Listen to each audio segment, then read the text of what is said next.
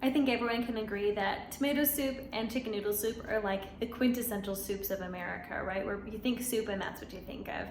Well, this is a tomato soup that will rock your socks off. It's pretty much amazing. All my kids really enjoy it. It's got a lot of flavor. I mean, if you're gonna compare it to canned soup, it's got like 5 million times more flavor than a canned soup. So it's got that going for it. Highly recommend it. Doesn't require cream, which I think is awesome for anybody who's struggles with dairy or is trying to eat more of a plant-based diet. Try this one out.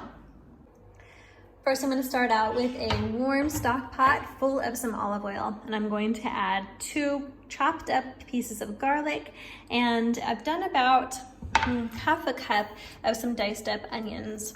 We're just going to add this all together right into the pot. All right, once that smells like something amazing, then you're going to add in a can of some tomato sauce. I like to use some of these San Marzano whole tomatoes because they really have an extraordinary amount of flavor to them. And then I'm going to use 4 cups of water. Get that all in there, and I'm gonna stir it all up. I also want to make sure that I'm adding in my salt fairly early on, just to make sure that the salt is getting into all the different flavors and making for a good savory soup.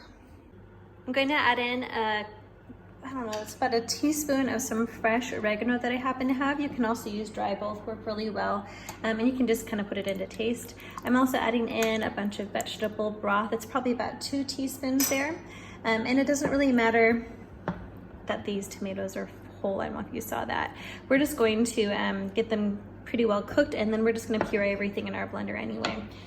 Finally, I'm going to add in a good handful of some raw cashews, which is gonna make this creamy, just like a creamy tomato soup, right?